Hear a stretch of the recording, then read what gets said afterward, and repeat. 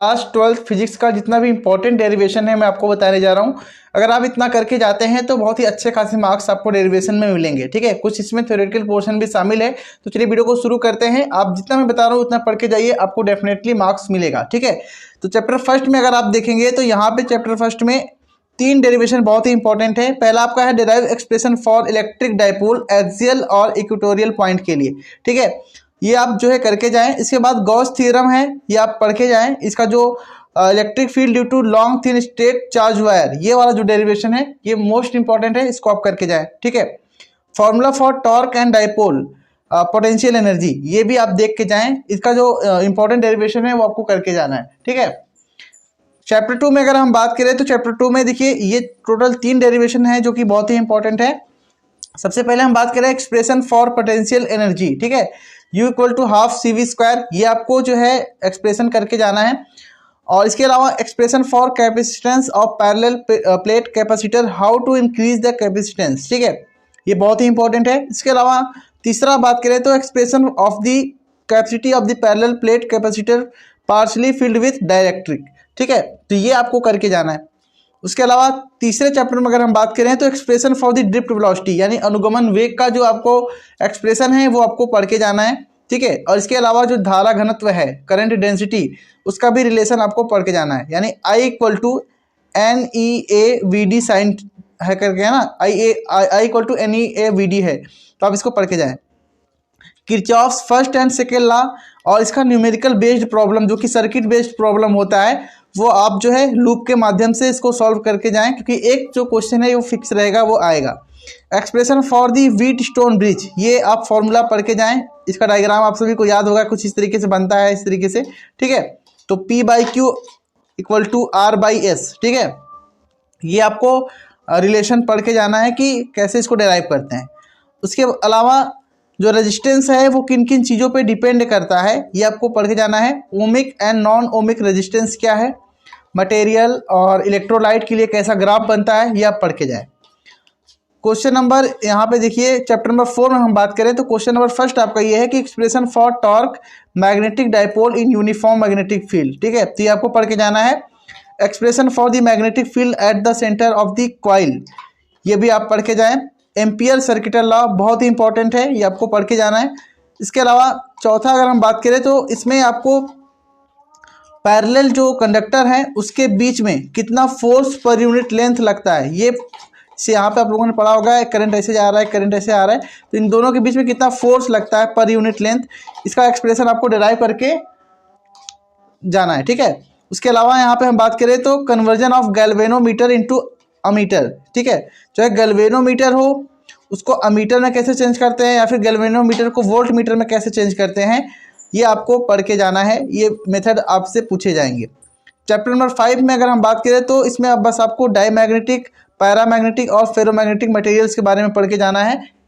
इस चैप्टर से इतने ही पूछे जाते हैं। ठीक है, चैप्टर नंबर 6 में अगर हम बात करें तो Faraday first and second law, self induction and mutual induction and its expression of its coefficient. ठीक है, एल की वैल्यू आपको बतानी है यहाँ पे, और म्यूचुअल इंडक्शन के बारे में। ठीक है, उसके बाद अगर हम बात करें तो चैप्टर नंबर 7 में आपको ट्रांसफार्मर और इसका रेशियो, इसके अलावा working principle of AC generator और relation between I R M S I naught या फिर V R M S V naught के बीच में रिलेशन आपको पढ़ के जाने हैं कि कैसे डिराइव किया जाता है।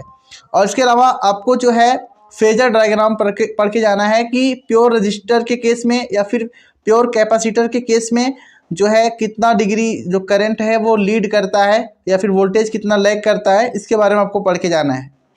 चैप्टर नंबर 8 में अगर हम बात करें तो यहाँ पे आप देख सकते हैं कि इसमें बस एक ही इंपॉर्टेंट है, कैरेक्टरिस्टिक ऑफ ईएम वेव, यानी इलेक्ट्रोमैग्नेटिक वेव का कैरेक्टरिस्टिक टाइप और इसका यूज कहाँ कहाँ होता है, फ्रीक्वेंसी, वेवलेंथ वगैरह आप इसका पढ़ के जाएं। देन उसके बाद चैप्टर नंबर 9 में देख सकते हैं जो कि ऑप्टिक्स का है। इसमें टोटल कुछ इंपॉर्टेंट जो है वो मैं आपको बता देता हूँ कि लेंस मेकर फॉर्मूला, ये आप डेरिवेशन इसका जो है पढ़ के जाएं, बहुत ही इंपॉर्टेंट है, आने के पूरे चांसेस रहेंगे। चैप्टर नंबर यहाँ पे देखिए चैप्टर नंबर 9 में 2 वाला जो क्वेश्चन है वो आपका expression for the refractive index of A prism in minimum deviation, तो ये जो रिलेशन है वो आपको पढ़ के जाना है। Image formation by telescope, telescope से इमेज फॉर्मेशन कैसे होता है, और इसके अलावा एक्सप्रेशन जो है वो आपका refraction of light at a spherical surface, वो ये वैल्यू आपको डिराइव करनी आनी चाहिए। इसके अलावा यहाँ पे हम बात करें तो पांचवा है मैग्नीफाइंग पावर ऑफ माइक्रोस्कोप। ठीक है, तो ये आप डेरिवेशन करके जाएं, इन्फिनिटी के लिए कितना बनता है वो भी आप इसमें देख के जाएं। ठीक है, चैप्टर नंबर 10 में अगर हम बात करें तो डिफ्रैक्शन ऑफ लाइट क्या होता है, या फिर सिंगल स्लिट के द्वारा डिफ्रैक्शन कैसे होता है, यंग्स डबल स्लिट एक्सपेरिमेंट क्या था, मैक्सिमा और मिनिमा का रेशियो कितना आता है, ये आप पढ़ के जाएं। वेव फ्रंट और हाइगेंस प्रिंसिपल ये आप पढ़ के जाएं, ये जो है हर बार पूछा जाता है, इस बार भी पूछे न जाने की पूरे चांसेस रहेंगे। ठीक है, चैप्टर नंबर 11 में अगर हम बात करें तो expression for the de Broglie wavelength.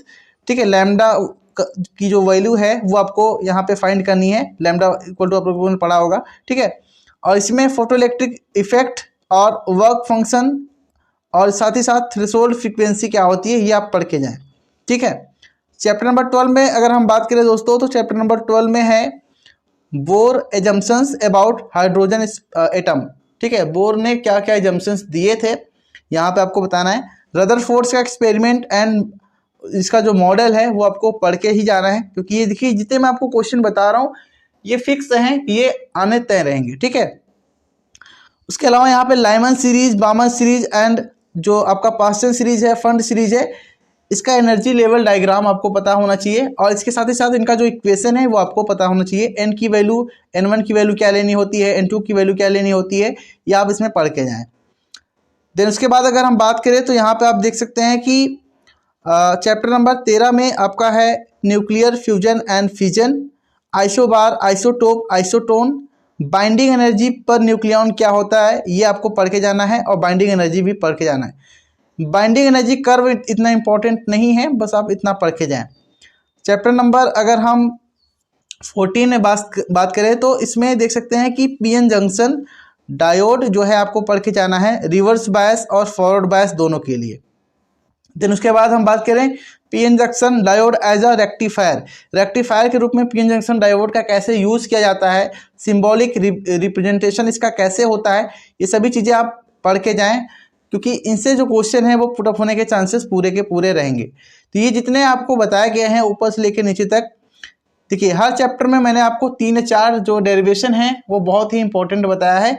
अगर आप इतना पढ़ के जाते हैं तो आपका पेपर कोड कोई भी हो, ठीक है, तो आपका जो क्वेश्चन है वो 110% है कि इससे मैच करेगा। तो अगर आप इतना पढ़ के जाएंगे तो बहुत ही अच्छे खासे नंबर आप लाएंगे।